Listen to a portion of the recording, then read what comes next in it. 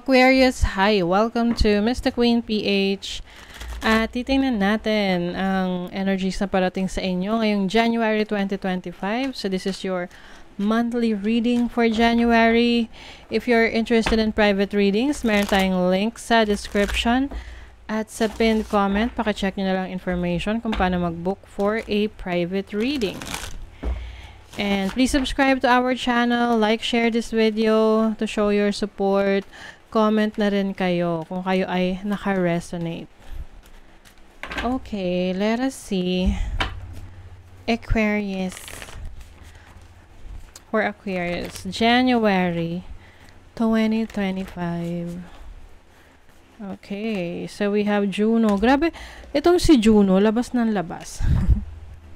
About relationship, partnership. So, pwedeng kayo ay we'll focus on your relationship, partnership, business partnership. You have Venus. Ooh. Venus is the planet of love and money. And then Chiron, which is healing. Okay. So, iba sa inyo, Aquarius, pwedeng kung kayo ay may maka-experience ng, or na-experience nyo na, or makaka-experience pa lang ng challenge sa inyong relationship. I think hindi naman to magtatagal yung challenge na yan.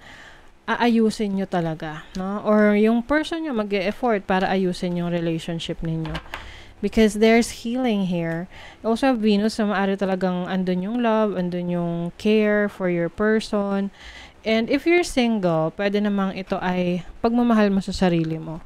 You are going to practice self-love, self-care. You will heal from your past. You will heal from your childhood trauma. You're going to heal your inner child. So, kumbaga meron ka ng awareness ng mga bagay na kailangan mong ayusin sa buhay mo at mga bagay na kailangan mo nang tanggalin sa buhay mo.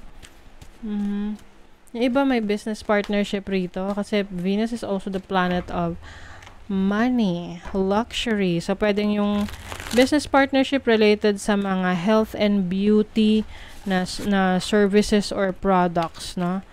Mga skincare, ganyan, or makeup, luxury brands, luxury pabango, bag, damit, okay? And some of you will also have a major glow up ngayong January. You have the Four of Cups, Two of Wands, the Elder of Cups, the Eight of Cups, and Judgment. Okay. So, it seems na merong reinvention dito ng inyong sarili.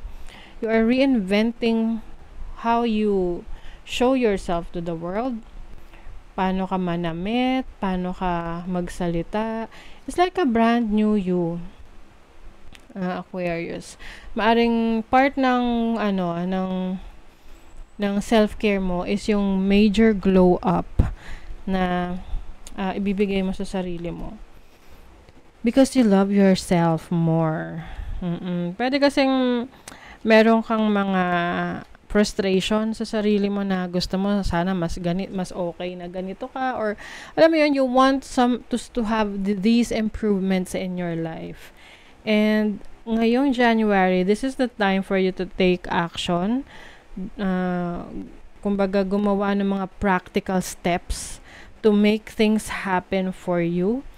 You are more focused on taking care of yourself, taking care of your loved ones. Pero dito, mas inuuna mo yung sarili mo this time. Kasi maaring napabayaan mo yung sarili mo for the longest time. And you owe it to yourself na alagaan yung sarili mo. You have the Eight of Cups. So, pwedeng you are also leaving a situation, a connection that you feel na hindi ka na masaya, hindi ka na resonating with that person. This can be a romantic connection or friendship, kasi pwede rin naman ganun na may mga magkakaibigan na parang nagdi-drift apart sila, nagkakaroon sila ng iba't iba nilang priority sa buhay. And for some reasons, parang nagkakaroon na sila ng ibang ganap, no? So, magkaibang landas na yung mga tinatahak nila. So, that's what I'm seeing for you. Some of you naman, meron kayong i-explore. kumbaga, you want to have this major change ngayong 2025 na gusto mo simulan na siya ng January. Oo. Kasi gusto mo ng bagong experience, something na magpapakilig sa'yo. Ang kilig naman, hindi lang naman yan sa relationship na may taong nagpapakilig sa'yo. Kasi yung pera, pwede rin magpakilig sa atin yung pera, di ba? Yung, halimbawa, nag-increase yung sweldo mo or lumaki yung income mo, yung sales mo, di ba nakakakilig yun? Okay. So, meron din ditong yung iba, meron kayong pipiliin na bagong landas pagdating sa trabaho ninyo. Pwedeng bagong career, bagong business, bagong company that you're going to work for. So, it's like making major changes in your life kasi yung iba bored na kayo or parang feeling nyo na stuck kayo for the longest time. And ngayong January is like the best time for you to start yung mga plano mo. Okay, let's see what else. What else? Yung iba naman kung kayo nagkasakit, no? You are also healing physically. Family wishes come true. Uy, merong wish yung family mo na magkakatotoo. Uy, love. If you are single, pwedeng may new love coming in.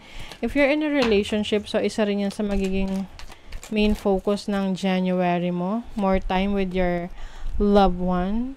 So, maaring you are connecting with a dark woman, dealings or relationship with a woman with dark complexion or dark hair. Older man, dealings or relationship with an older man. Okay, pwede ikaw yan, tsaka yung person mo can be a romantic partner, pwedeng sa family. Throne, position of authority. Oh, okay. So, yung iba sa inyo, pwedeng magkakaroon kayo ng bagong role sa career path or sa trabaho nyo, merong bagong posisyon na ibibigay sa inyo. Modeled on clear thinking. So, yung iba sa inyo pwedeng pag-iisipan nyo if you are going to take this opportunity or take this responsibility. I'm seeing yung iba hindi lang to sa trabaho, no? Parang pagdating sa family, yung parang ikaw na yung magiging head of the family or someone na inaasahan sa family. Pwedeng ganon. And iniisip mo kung kaya mo ba. Pwedeng yung family nyo may business.